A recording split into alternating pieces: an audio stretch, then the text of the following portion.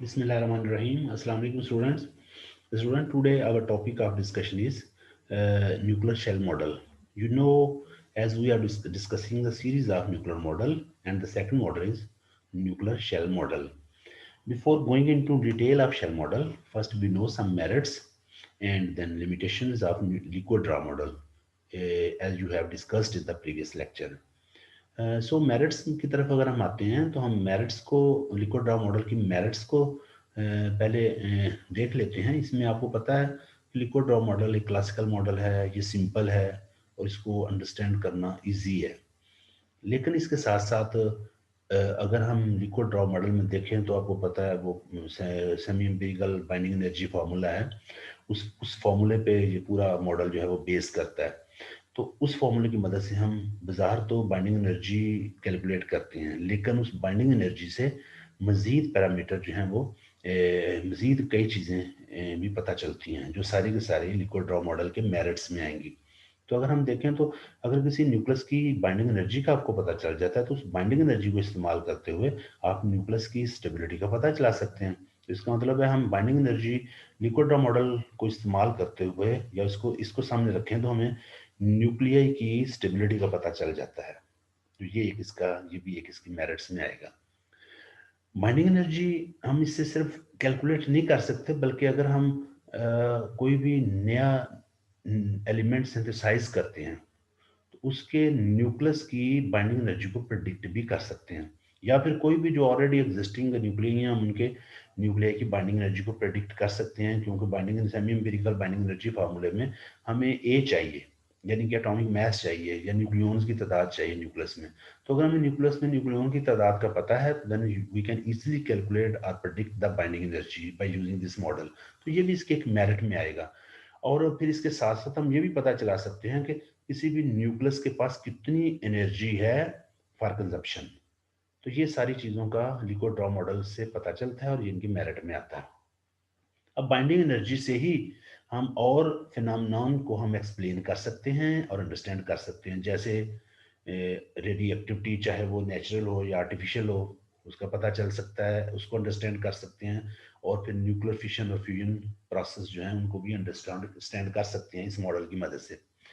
Binding energy per nucleon, binding energy से आपको पता है कि binding energy is equal to delta M C square है, यानी कि मैं अगर हम delta M mass defect find करना चाहें तो वो भी बाइंडिंग एनर्जी से हमें पता चल जाता है, अगर हम उसको सी स्क्वायर पर डिवाइड कर दें तो हम मैस डिफेक्ट का पता चला सकते हैं। यानी हम ये चीज़ का पता चला सकते हैं कि कोई भी न्यूक्लियस का मैस जो है उसके न्यूक्लियन का before and after nuclear after reaction क्या होगा, तो ये हमें एक पता चल सकता है। और इसके साथ साथ आपको पता है binding energy semi empirical binding energy फार्मूले में जो अननोन उसमें यूज होते हैं, एक बाइंडिंग एनर्जी है और राइट हैंड साइड पे एटॉमिक मास ए है।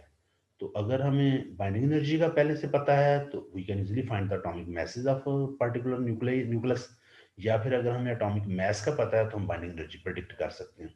तो ये एटॉमिक मैसेज या फिर बाइंडिंग एनर्जी किसी भी न्यूक्लियस की पता चल सकती है, प्रेडिक्ट की जा सकती है। तो ये देखो, अगर बाइंडिंग एनर्जी का हमें पता है किसी न्यूक्लियस के लिए तो ये बहुत आसान हो जाता है कि हम उसके एटॉमिक मास का पता चला लें।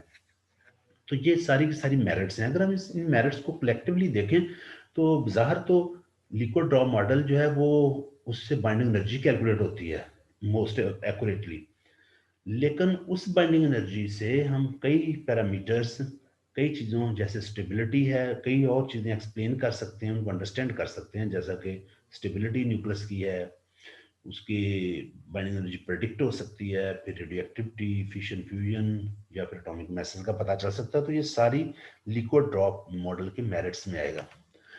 हम लिमिटेशंस की तरफ आते हैं, लेकिन देखना हमें ये होगा कि क्या एंड पे लिमिटेशंस को देखना होगा, क्या लिमिटेशंस ये सारी की सारी इतनी इतनी ज़्यादा हैं कि हमें इन ड्रॉबैक्स को कवर करने के लिए, इन लिमिटेशंस को कवर करने के लिए हमें एक और मॉडल की ज़रूरत थी। तो पहले हम देख लेते हैं लिमिटेशंस क्या हैं, फिर उनको आखिर पे हम उनका एनालिसिस कर लेंगे। तो अगर हम देखें सबसे बड़ी लिमिटेशन तो इसकी यही आती है कि ये क्लासिकल मॉडल है। अगर आपने न्यूक्लियस को और न्यूक्लियर प्रोसेस को अंडरस्टैंड करना है तो हमें क्वांटम मैकेनिकली हैंडल करना होगा उसे। ये मॉडल क्लासिकल है, इसमें ये क्वांटम मैकेनिकली डील नहीं करता। So this is one of the major drawback of liquid drop model. इसके अलावा अगर हम देखें तो लिक्विड ड्रॉ मॉडल जो binding energy per nucleon curve है, वो कर्व स्मूथ नहीं है, बल्कि उसके अंदर मुख्तलिफ बम्प्स और पीक्स हैं, और इन पीक्स पर मौजूद एलिमेंट की बाइंडिंग एनर्जी उनके नेबरिंग के हिसाब से ज्यादा है।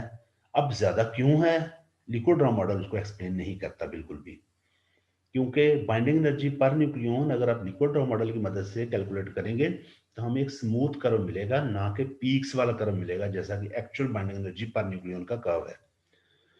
अब उन पीक्स पर जो एलिमेंट हैं, अगर देखा जाए तो उनमें मोस्ट ऑफ द जो एलिमेंट या न्यूक्लियाई हैं उन पीक्स पर, उन न्यूक्लियाई की जो, अगर हम उन न्यूक्लियाई की बात करें तो उन न्यूक्लियाई के अंदर प्रोटॉन और न्यूट्रॉन की तादाद जो है वो एक खास नंबर्स को रिप्रेजेंट करती है, जिनको उन नंबर्स को हम मैजिक नंबर कहते हैं। Detail of these magic number we will discuss in the coming slides.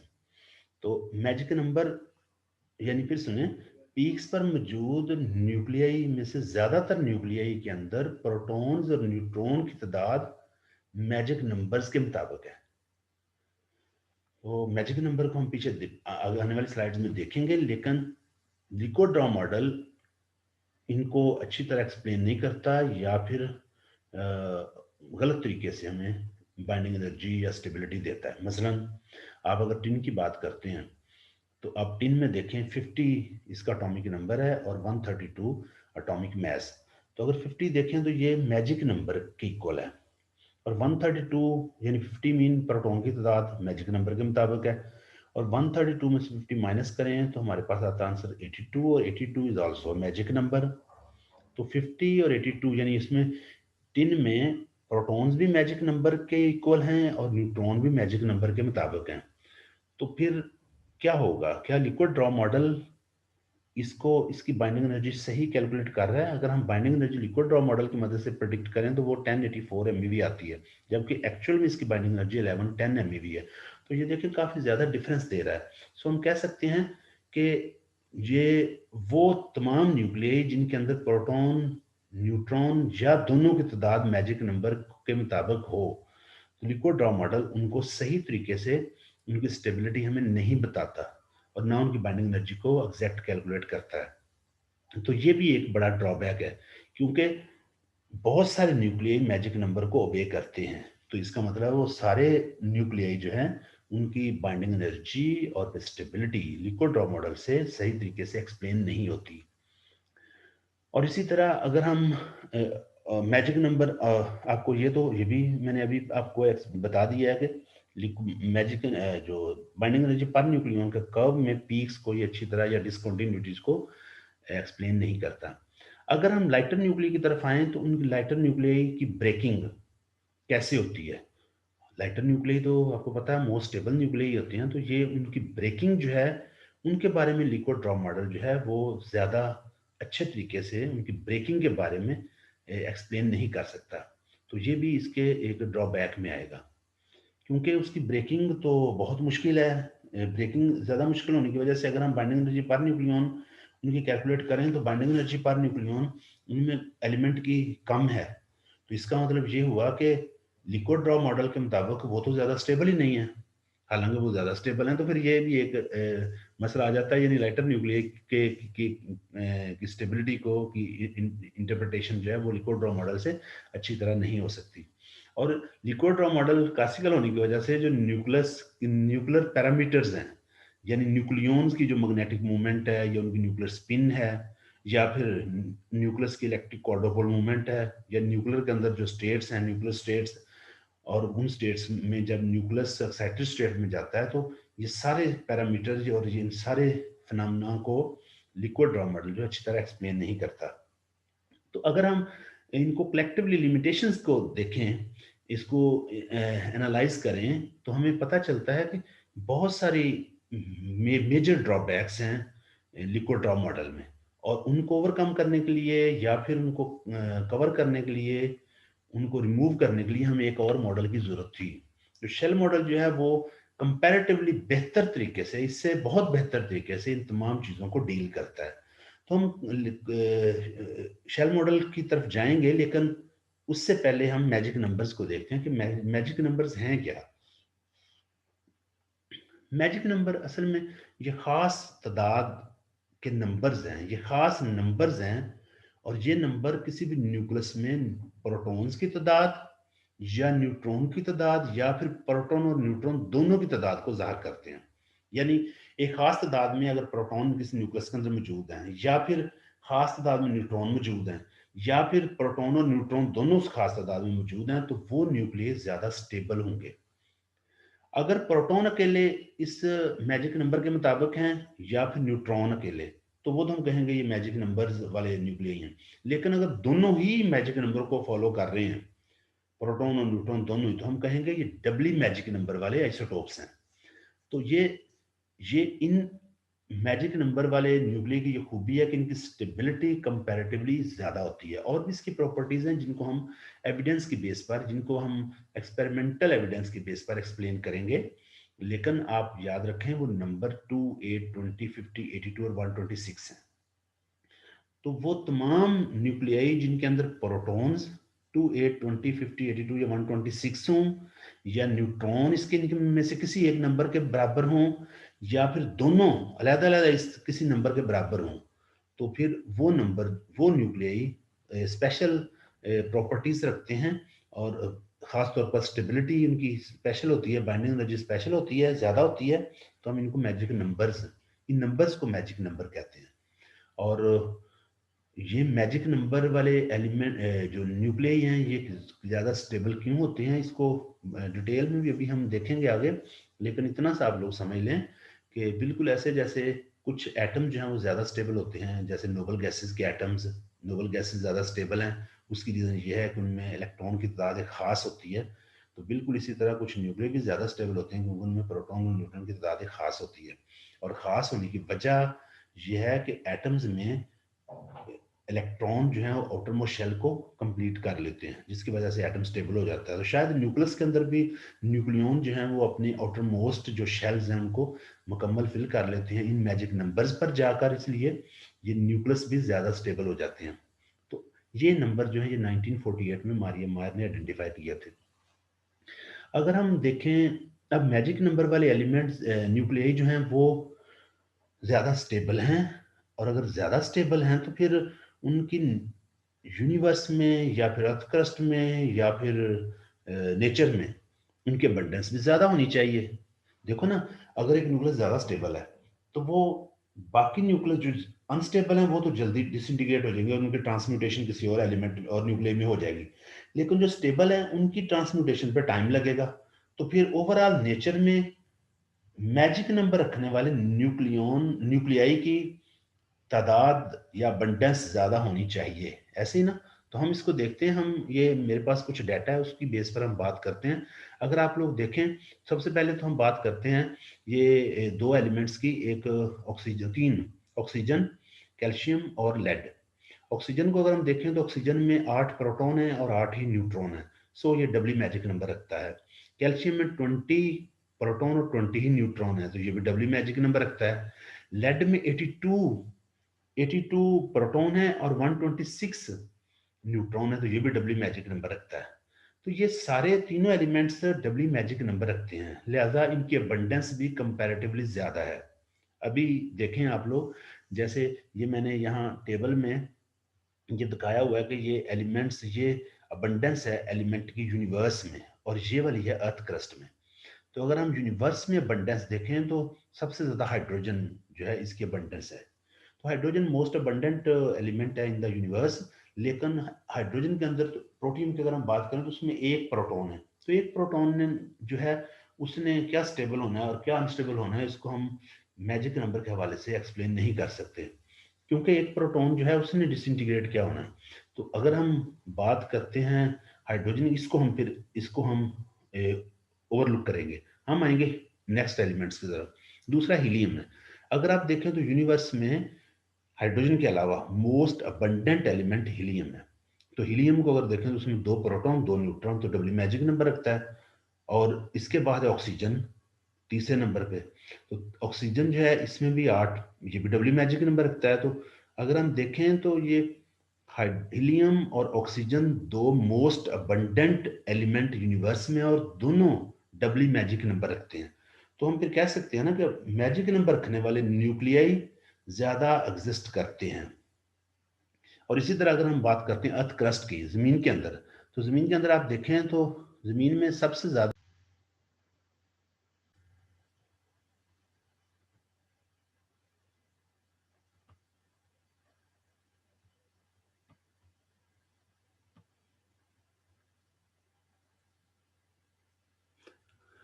अगर हम बात करते हैं इस अमाउंट की, तो ये अमाउंट जो है ये सिलिकॉन के हिसाब से उन्होंने देखा है कि सिलिकॉन की जो अमाउंट है यूनिवर्स में एग्जिस्ट करती है उसके हिसाब से। तो अगर हम सिलिकॉन को सिलिकॉन के हिसाब से देखें तो ये 1 आएगी उसकी अबंडेंस। लेकिन कार्बन जो है वो सिलिकॉन से तकरीबन 3.5 टाइम्स ज्यादा एग्जिस्ट करता है, नाइट्रोजन 6.6 टाइम, और नियोन 8.6 टाइम्स, और ऑक्सीजन 22 टाइम्स ज्यादा सिलिकॉन से ज्यादा है यूनिवर्स में। हीलियम 3100 टाइम्स ज्यादा है। तो ये हमने अबंडेंस देखनी है, तो अबंडेंस देखी जाए तो ज्यादा मोस्ट अबंडेंट एलिमेंट जो है वो हीलियम और ऑक्सीजन यूनिवर्स में। और अगर अर्थ क्रस्ट में देखें तो ये देखें, ये ऑक्सीजन, इसकी परसेंटेज तकरीबन 47% ये जमीन में ऑक्सीजन है, और दूसरे नंबर पे सिलिकॉन।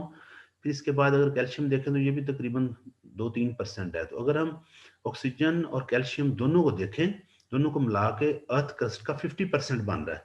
तो 50% अर्थ का जो है वो मैजिक नंबर वाले एलिमेंट्स का है, और यानी उन एलिमेंट्स का जिनके न्यूक्लियर मैजिक नंबर के मुताबिक न्यूक्लियन रखते हैं, और बाकी 50% दूसरे इतने एलिमेंट्स हैं उनका बनता है। तो ये अर्थ क्रस्ट में भी और यूनिवर्स यानी कि नेचर में अगर हम देखें तो मोस्ट अबंडेंट एलिमेंट जो हैं वो मैजिक नंबर रखने वाले न्यूक्लियाई के एलिमेंट्स हैं। और इससे फिर इसका मतलब ये हुआ कि ये मैजिक नंबर वाले ज़्यादा स्टेबल हैं, और इनकी स्टेबिलिटी को एक्सप्लेन करना या अंडरस्टैंड करना ज़रूरी है। और लिक्विड ड्रॉ मॉडल इसको एक्सप्लेन नहीं कर सकता, जबकि शेल मॉडल जो है वो इनको अच्छे तरीके से एक्सप्लेन करता है। सो हम कह सकते हैं कि शेल मॉडल जो है वो ज़्यादा बेहतर तरीके से उन लिक्विड ड्रॉ मॉडल के ड्रॉबैक्स को कवर करता है। और इसी तरह अगर हम नेक्स्ट देखते हैं, नेक्स्ट अगर हम देखें तो आपको पता है टिन, पीछे भी बात हुई है टिन की। टिन जो है इसमें 50 जो है प्रोटॉन्स हैं। और अगर हम ये यहाँ पर टिन के आइसोटोप्स दिखाए हुए हैं, तो टिन के अगर आइसोटोप देखें तो यहाँ पर 11 आइसोटोप हैं, और 11 में से 10 आइसोटोप स्टेबल हैं। इसका मतलब है टिन के न्यूक्लियस में न्यूक्लियन मैजिक नंबर के मुताबिक होने की वजह से, स्पेशली प्रोटॉन मैजिक नंबर के मुताबिक होने की वजह से ये टिन ज्यादा स्टेबल है, और इसके आइसोटोप्स भी 11 में से 10 आइसोटोप्स जो हैं वो स्टेबल हैं। और इसी तरह अगर हम कैल्शियम की बात करें तो कैल्शियम में भी कैल्शियम 40 जिसमें डबली मैजिक नंबर है वो 96.9% उसकी अबंडेंस है। यानी पीछे जो हमने बात की है वो नेचर में एक एलिमेंट की अबंडेंस थी, और यहां पर हम एक एलिमेंट के अंदर आइसोटोप की अबंडेंस की बात कर रहे हैं कि वो एलिमेंट्स जिनके न्यूक्लियाई मैजिक नंबर को फॉलो करते हैं उनके आइसोटोप्स ज्यादा स्टेबल हैं। और वो नजर भी आ रहा है कि टिन मैजिक नंबर के मुताबिक न्यूक्लियन रखता है, लिहाजा इसके 11 में से 10 आइसोटोप स्टेबल्स हैं, और ऐसा बाकी न्यूक्लियाई में या एलिमेंट्स में ऐसा नहीं होता, या अगर होता भी होगा तो इतना फ्रीक्वेंटली नहीं, इतना ज्यादा। और इसी तरह अगर हम कैल्शियम को देखें तो इसके इसके अंदर ये भी, चूंकि इसमें प्रोटॉन और न्यूट्रॉन दोनों मैजिक, अगर हम देखें तो प्रोटॉन तो मैजिक नंबर के मुताबिक है सारे आइसोटोप्स में। तो इसके भी 1 2 3 4 5, 9 में से 5 आइसोटोप, 9 में से 5 आइसोटोप टोप्स जो हैं वो स्टेबल हैं। आई एम सॉरी, 1 2 3 4 5 6 7 8 9, हाँ 1 2 3 4 5, हाँ बिल्कुल 5, 9 में से 5 आइसोटोप्स जो हैं वो स्टेबल हैं। और उन स्टेबल आइसोटोप में भी वो आइसोटोप जो डबली मैजिक नंबर रखता है वो 96.9, तकरीबन 97% वो उसकी अबंडेंस है, बाकियों की फिर उस हिसाब से। तो ये चीज बिजार करती है कि एक मैजिक नंबर वाले न्यूक्लियाई कितने स्टेबल हैं, और उनके आइसोटोप्स भी किस कदर स्टेबिलिटी रखते हैं। तो ये बड़ा ज़रूरी था इन चीज़ों को समझना। अगर हम बात करें नेक्स्ट मैजिक नंबर के हवाले से, तो आपको पता है आइसोटोन्स की अगर हम बात करें, आइसोटोन क्या होते हैं? ज़रा ये बड़े ध्यान से समझने वाला पॉइंट है। आइसोटोन आपको पता है डिफरेंट एलिमेंट के ऐसे न्यूक्लियाइड जिनमें न्यूट्रॉन की तादाद एक जैसी हो। ज़ाहिर है डिफरेंट एलिमेंट के हैं तो प्रोटॉन तो डिफरेंट होंगे, लेकिन न्यूट्रॉन एक जैसे हैं। तो अगर हम फर्ज कर लेते हैं, हम बात करते हैं कार्बन, नाइट्रोजन, ऑक्सीजन की। तो अगर कार्बन का एक आइसोटोप ले लें जिसमें कार्बन 14, तो उसमें कार्बन 14 में आपको पता है कार्बन 14 में न्यूट्रॉन की तादाद 8 होगी। इसी तरह अगर हम नाइट्रोजन की बात करें, नाइट्रोजन 15, तो उसमें भी नाइट्रोजन 15 आइसोटोप में न्यूट्रॉन की तादाद 8 होगी। और अगर हम ऑक्सीजन 16 की बात करें तो उसमें भी न्यूट्रॉन की तादाद 8 होगी। तो कार्बन, नाइट्रोजन, ऑक्सीजन तीनों के जो ये आइसोटोप्स हैं, तीनों एलिमेंट्स के, इनके न्यूट्रॉन की तादाद इनमें सेम है। तो ये एक ग्रुप बन गया आइसोटोन्स का। इस तरह अगर हम ग्रुप्स की बात करें तो वो तमाम एलिमेंट्स जिनके वो तमाम न्यूक्लियाई या न्यूक्लियाई के आइसोटोप्स जो मैजिक नंबर को ओबे नहीं करते, उनके अंदर किसी भी ग्रुप की तादाद, किसी भी ग्रुप में आइसोटोन्स की तादाद 5 से ज्यादा नहीं है। लेकिन अगर हम 5 से ज्यादा वाले आइसोटोन्स को देखें तो वो सारे के सारे मैजिक नंबर वाले न्यूक्लियाई के आइसोटोन्स होंगे।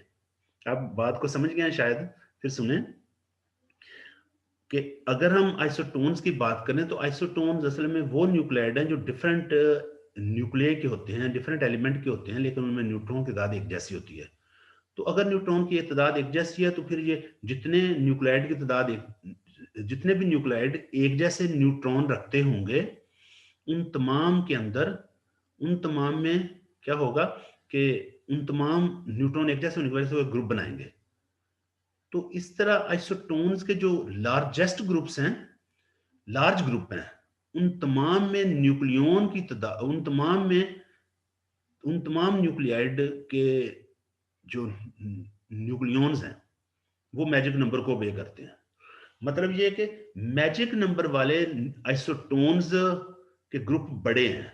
इसका मतलब ये हुआ कि इसका मतलब वो ये बंडेंस की तरफ ही आता है कि मैजिक नंबर वाले आइसोटोप्स ज्यादा एग्जिस्ट करते हैं और इस तरह उनके आइसोटोन के ग्रुप भी बड़े बनते हैं। लेकिन अगर हम नॉन मैजिक नंबर वाले न्यूक्लियाई को देखें तो उनके किसी भी न्यूक्लियाइड के आइसोटोन का ग्रुप 5 से बड़ा नहीं है। तो 5 से बड़े अगर न्यूक्लियाइड के ग्रुप देखें जो जो आइसोटोन बनाते हैं, वो लाजमी तौर पर या तो वो 82 न्यूट्रॉन्स वाले होंगे, या उनके अंदर 50 न्यूट्रॉन्स होंगे, या फिर उनके अंदर 20 न्यूट्रॉन्स होंगे।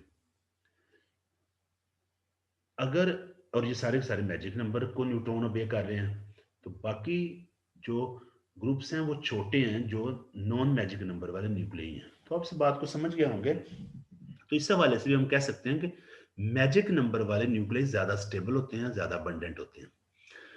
और अगर हम क्रॉस सेक्शन की बात करें, this is another point, another important point about magic number, कि अगर हम ये भी एक्सपेरिमेंटली ऑब्जर्व किया गया और फिगर में आपको नजर भी आ रहा होगा, मैं अभी फिगर की तरफ भी आता हूं, कि अगर हम मैजिक नंबर वाले न्यूक्लियाई का क्रॉस सेक्शन देखें तो उनमें उनके क्रॉस सेक्शन जो है वो छोटे होंगे as compared to other nuclei. Cross section छोटे होंगे तो फिर क्या होगा, न्यूट्रॉन जब बम्बार्डमेंट करेंगे उन पर तो न्यूट्रॉन की ऑब्जॉर्प्शन भी कम होगी।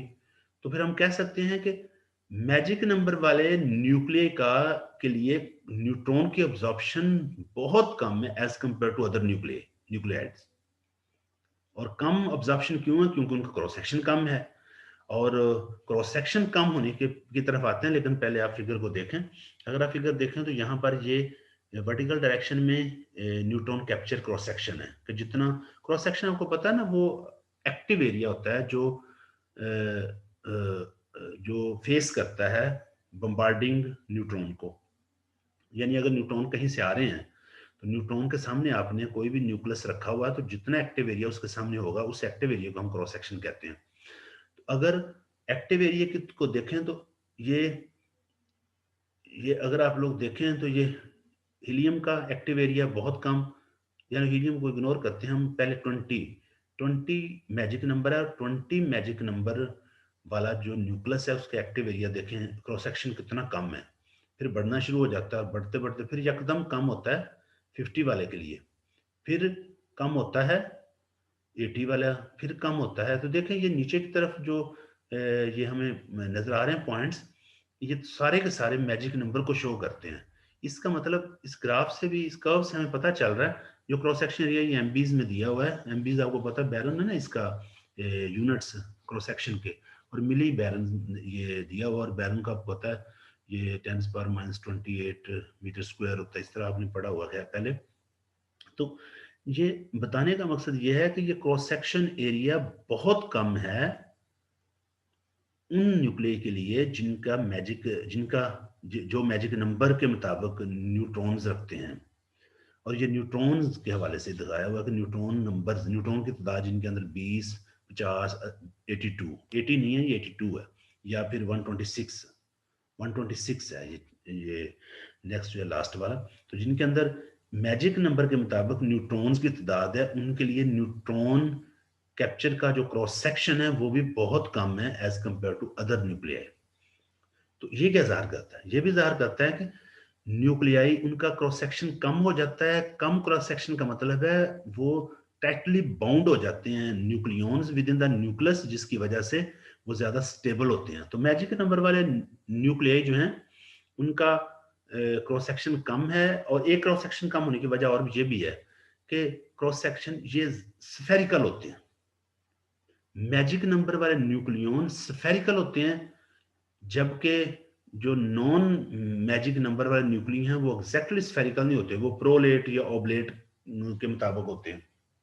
तो अगर हम देखें तो ये स्फेरिकल जो चीज़ है ना, एग्जैक्टली स्फेरिकल चीज़, उसका जो क्रॉस सेक्शन बनेगा वो सर्कल बनेगा। और आपको पता है कोई भी एरिया, फर्ज करें आपके पास एक रेक्टेंगुलर एरिया 10 स्क्वायर सेंटीमीटर है, और आप 10 स्क्वायर सेंटीमीटर एरिया का एक सर्कल बनाएं जिसका एरिया 10 स्क्वायर सेंटीमीटर हो, तो रेक्टेंगल का ज्यादा एरिया कवर करेगी, सर्कल जो है वो कम एरिया कवर करेगा। तो ये भी एक रीजन है कि स्टेबल होने की वजह से, स्फेरिकल होने की वजह से मैजिक नंबर वाले न्यूक्लियाई जो हैं वो स्फेरिकल और होने की वजह से स्टेबल होते हैं।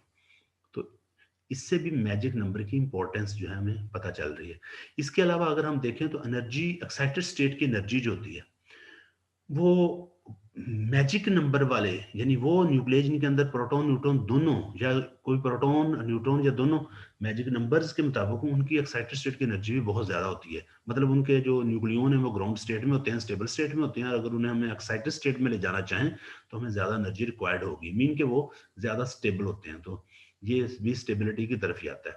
और अगर हम बाइंडिंग एनर्जी पर न्यूक्लियन के कर्व में पीक्स देखें, जैसा कि ये इस ग्राफ में हमें नजर आ रहा है फिगर में, तो ये हीलियम की पीक, ऑक्सीजन, कैल्शियम, निकल, जर्कोनियम, टिन, लेड, तो इनमें इन पीक्स को देखें तो मोस्ट ऑफ द पीक्स जो हैं वो मैजिक नंबर रखने वाले न्यूक्लियाई की हैं। तो ये पीक्स इनके जो सराउंडिंग में है, जो नेबरिंग में एलिमेंट्स न्यूक्लियाई हैं, उनकी बाइंडिंग एनर्जी पर न्यूक्लियन कम होगी, तो इनकी ज्यादा है। तो ज्यादा बाइंडिंग एनर्जी होने की वजह इनके मैजिक नंबर्स के मुताबिक न्यूक्लियन का होना है। तो this is all about magic number. और आप लोग मेरा ख्याल इसको समझ गए होंगे कि मैजिक नंबर की इंपॉर्टेंस क्या है, कि एक न्यूक्लियस की स्टेबिलिटी जो है वो मैजिक नंबर की बेस पर सही तरीके से एक्सप्लेन होती है। तो अगर शेल मॉडल मैजिक नंबर को अच्छा एक्सप्लेन कर देता है, या फिर वो स्टेबल न्यूक्लियाई जो है उनको उनके लिए जो शेल मॉडल है वो पता चलाता है कि जितने भी स्टेबल न्यूक्लियाई हैं उनके जो प्रोटॉन न्यूट्रॉन है वो मैजिक नंबर्स के मुताबिक हैं, और इनको एक्सप्लेन अच्छा करता है। तो फिर ये मॉडल जो है, ये लिक्विड ड्रॉ मॉडल से बहुत अच्छा हुआ, क्योंकि हमें ये मैजिक नंबर की डिफरेंट एविडेंस से इन चीज़ों को पता भी चल रहा है कि स्टेबिलिटी ऑफ न्यूक्लियन जो है वो मोस्टली मैजिक नंबर के मुताबिक है। आखिरी एक और बात जो रह गई है समझने वाली, वो भी ज़रा देख लें। वो ये है कि अगर हम ये डिफरेंट डिके सीरीज होती हैं, सीरीज हैं न्यूक्लियर फिजिक्स में या फिर सबएटॉमिक में, आपको पता होना चाहिए कि एक एक न्यूक्लियस जो अनस्टेबल है न्यूक्लियस, वो अनस्टेबल न्यूक्लियस जो है वो डिके होकर डॉटर न्यूक्लियस में चेंज होगा, और ये सिलसिला चलता रहता है।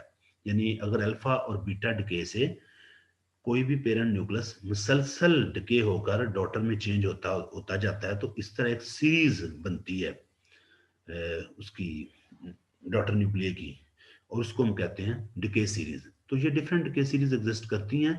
मोस्ट प्रोमिनेंट सीरीज जो हैं ये 4-5 हैं, जिनमें एक यूरेनियम डिके सीरीज है, डिके सीरीज ऑफ थोरियम है, डिके सीरीज ऑफ एक्टिनियम है। तो ये डिके सीरीज ऑफ निप्चोनियम है। तो अगर हम यहाँ मैंने एक एग्जांपल लिया थोरियम की, तो थोरियम देखो, थोरियम 232 जो है ये अनस्टेबल न्यूक्लियस है, और ये मुसलसल डिके होता हुआ अल्फा डिके से ये रेडियम में कन्वर्ट होगा, फिर एक्टेनियम में, फिर थोरियम 226 में कन्वर्ट होगा, हम सॉरी 228 में, और इस तरह फिर 226 में कन्वर्ट होगा, ये 228 में कन्वर्ट होगा, और फिर आफ्टर अल्फा डिके ये रेडियम में कन्वर्ट होगा, देन रेडॉन, पोलोनियम, लेड, फिर बिस्मथ। बिस्मथ अगर बीटा डिके करता है तो पोलोनियम में कन्वर्ट होगा, अगर अल्फा डिके करता है तो टेलोरियम में कन्वर्ट होगा। तो टेलोरियम अगेन बीटा डिके से लेड में, और पोलोनियम अगेन अल्फा डिके से लेड में कन्वर्ट होता है, और लेड पे जाकर ये सीरीज रुक जाती है। अब बड़ी सोचने वाली बात यह है कि लेड पे क्यों रुकी, आगे क्यों नहीं चली। असल में ये एक कंप्लीट थोरियम 232 डिके सीरीज है, जो स्टार्ट तो थोरियम 232 से होती है, लेकिन एंड इसका होता है ये लेड 208 पे। लेड 208 से आगे ये इसकी डिके जो है वो नहीं होता फर्दर। इसका मतलब है लेड 208 जो है ये मोस्ट स्टेबल न्यूक्लियस है। और अगर हम इसके न्यूक्लियॉन्स को देखें तो इसके में प्रोटॉन की तादाद 82 और न्यूट्रॉन की तादाद जो है वो उस हिसाब से बनेगी 126। तो दोनों ही ये मैजिक नंबर को फॉलो करते हैं। इसका मतलब है कि इसमें डब्ल्यू मैजिक नंबर है ये डब्ल्यू मैजिक न्यूक्लियस है, और मैजिक नंबर होने की वजह से ये स्टेबल है, जिसकी वजह से ये सीरीज जो है ये यहाँ पर रुक जाती है। तो ये भी एक इम्पोर्टेंस इससे हमें पता चल रहा है मैजिक नंबर के, कि मैजिक नंबर वाले न्यूक्लियाई जो हैं वो ज्यादा स्टेबल हैं। अगर हम मैजिक नंबर को रिलेट करते हैं न्यूक्लियर इलेक्ट्रिक क्वाड्रुपल मूवमेंट के साथ, तो फिर जरा इसको हम यहाँ पर हम न्यूक्लियर इलेक्ट्रिक क्वाड्रुपल मूवमेंट को एक्सप्लेन करेंगे, और फिर इसको रिलेट करेंगे विद मैजिक नंबर। इनका भी कोई रिलेशन मैजिक नंबर के साथ बन रहा है। आपको पता है इलेक्ट्रिक क्वाड्रुपल मूवमेंट जो है ये इलेक्ट्रिक चार्ज जो है, एटम के इलेक्ट्रॉनिक चार्ज की वजह से जो क्वाड्रुपल मूवमेंट होती है उसे इलेक्ट्रिक क्वाड्रुपल मूवमेंट कहते हैं। और न्यूक्लियस के अंदर न्यूक्लियन में जो चार्ड न्यूक्लियन है यानी कि प्रोटॉन, उनकी वजह से जो क्वाड्रुपल मूवमेंट होती है उसे न्यूक्लियर इलेक्ट्रिक क्वाड्रुपल मूवमेंट कहते हैं। तो हम न्यूक्लियर इलेक्ट्रिक क्वाड्रुपल मूवमेंट की बात कर रहे हैं, हम इलेक्ट्रिक क्वाड्रुपल मूवमेंट की बात नहीं कर रहे। तो न्यूक्लियर इलेक्ट्रिक क्वाड्रुपल मूवमेंट असल में ये क्वाड्रुपल मूवमेंट है, वो 4 डिफरेंट डायरेक्शन में किसी भी न्यूक्लियस की मूवमेंट। और आप ऐसे समझ लें कि ये एक्चुअल में इसका तल्लक है न्यूक्लियस की चार्ज सिमेट्रिकल चार्ज डिस्ट्रीब्यूशन के साथ, इसकी चार्ज डिस्ट्रीब्यूशन के साथ है कि सिमेट्रिकल। ये हमें क्वाड्रुपल मूवमेंट असल में हमें बताती है कि कोई भी न्यूक्लियस जो है वो स्फेरिकल सिमेट्री यानी यूनिफॉर्म चार्ज डिस्ट्रीब्यूशन से कितना दूर है। अगर तो एग्जैक्टली स्फेरिकल है तो फिर उसके अंदर डिस्ट्रीब्यूशन जो है ना यूनिफॉर्म होगी चार्जेस की, लिहाजा उसकी क्वाड्रुपल मूवमेंट 0 होगी, क्योंकि वो दूर है ही नहीं, बिल्कुल ऊपर ही खड़ा है। लेकिन अगर वो उसमें उसकी डिस्ट्रीब्यूशन जो है वो यूनिफॉर्म नहीं है, चार्ज जो है कहीं ज्यादा है कहीं कम है, तो उस हिसाब से वो spherical distribution of charge, uniform distribution of charge से दूर होगा, और उसकी स्फेरिकल सिमेट्री भी नहीं होगी। तो वो स्फेरिकल सिमेट्री से दूर होगा, तो उस सूरत में उसकी क्वाड्रुपल मूवमेंट होगी। तो आप ये बात समझ लें, यानी अगर आप ये समझ लें कि आपके पास एक न्यूक्लियस है और वो न्यूक्लियस जो है वो एग्जैक्टली स्फेरिकल है, इसका मतलब ये है कि उस न्यूक्लियस के अंदर जो चार्ड न्यूक्लियन है यानी कि प्रोटॉन, वो यूनिफॉर्मली डिस्ट्रीब्यूटेड है थ्रू आउट द न्यूक्लियस, और वो न्यूक्लियस स्फेरिकल है। लेकिन अगर अगर एक न्यूक्लियस स्फेरिकल नहीं है, वो प्रोलेट या ओबलेट है, यानी प्रोलेट मीन के जस्ट लाइक एग, यानी प्रोलेट स्फेराइड है, या फिर स्फेराइड है, या फिर हम कह सकते हैं कि वो ओबलेट स्फेराइड है, यानी जस्ट लाइक अ पंपकिन। तो फिर इस सूरत में इस सूरत में जो न्यूक्लियस होगा वो स्फेरिकल नहीं होगा, तो उसकी क्वाड्रुपल मूवमेंट कुछ ना कुछ होगी, यानी उसके अंदर न्यूक्लियर चार्ज डिस्ट्रीब्यूशन जो है वो यूनिफॉर्म नहीं है। तो अब प्रोलेट है तो ज़ाहिर उसके वर्टिकल एक्सिस और हॉरिजॉन्टल एक्सिस डिफरेंट होंगे, और वर्टिकल एक्सिस जो है वो ज़्यादा बड़ा होगा, यानी बी इज ग्रेटर देन ए होगा, और अगर वो ऑबलेट है तो उसका ए ज़्यादा होगा और बी कम होगा। तो दोनों सूरत में ए, अगर बी ज़्यादा है और ए कम है तो हम क्वाड्रल मूवमेंट को पॉजिटिव लेंगे, और अगर ए ज़्यादा है बी से तो हम उसको नेगेटिव लेंगे। तो दोनों स्फेराइड हैं, यानी एग्जैक्टली स्फीयर नहीं है, बल्कि ये कुछ इनकी शेप जो है ये स्फीयर से एग्जैक्टली स्फेरिकल शेप से दूर है। तो उस सूरत में क्वाड्रल मूवमेंट होगी। अब ये क्वाड्रल मूवमेंट क्योंकि वर्टिकल भी हो सकती है और हॉरिजॉन्टली भी हो सकती है, यानी प्रोलेट भी हो सकती है, ऑबलेट भी। तो वर्टिकल डायरेक्शन में भी न्यूक्लियस जो है वो जा सकता है और हॉरिजॉन्टली भी फैल सकता है। तो ये चार डायरेक्शन में जाते हैं, इसलिए इसे क्वाड्रल मूवमेंट हम कहते हैं। तो आप याद रखेंगे ये इसकी जो शेप स्फेरॉइड होती है वो एक्चुअल में non uniform distribution of charge nucleon की वजह से होती है। अब देखा ये गया है कि अगर हम इसको मैजिक नंबर के साथ देखें तो देखा ये गया है कि वो तमाम न्यूक्लियन जिनके अंदर वो तमाम न्यूक्लियाई जिनके अंदर प्रोटॉन जो है वो मैजिक नंबर के मुताबिक है, वो न्यूक्लियाई सारे के सारे स्फेरिकल हैं और उनकी क्वार्टर मूवमेंट जीरो है, एग्जैक्टली स्फेरिकल शेप के हैं। और अगर स्फेरिकल शेप के हैं एग्जैक्टली तो फिर उनका वही क्रॉस सेक्शन भी कम होगा, तो स्टेबिलिटी उनकी बढ़ जाएगी। और अगर प्रोटॉन की दाद उनके अंदर मैजिक नंबर को ओबे नहीं करती तो फिर वो स्फेरॉइड होंगे, यानी प्रोलेट भी हो सकते हैं और ऑबलेट भी हो सकते हैं। तो हम इनको भी मैजिक नंबर के साथ रिलेट कर सकते हैं। और ये क्वाड्रुपल मूवमेंट और मैजिक नंबर का रिलेशन और फिर क्वाड्रुपल मूवमेंट इटसेल्फ, यानी न्यूक्लियर चार्ज डिस्ट्रीब्यूशन, ये डिस्ट्रीब्यूशन नहीं, चार्ज डिस्ट्रीब्यूशन यूनिफॉर्म नहीं, यूनिफॉर्म या नॉन यूनिफॉर्म क्यों है, इसको भी ये हम जो लिक्विड ड्रॉ मॉडल है वो एक्सप्लेन नहीं करता, बल्कि इसको शेल मॉडल की मदद से अच्छा एक्सप्लेन किया जा सकता है। तो this is all about magic number. अगर हम बात करते हैं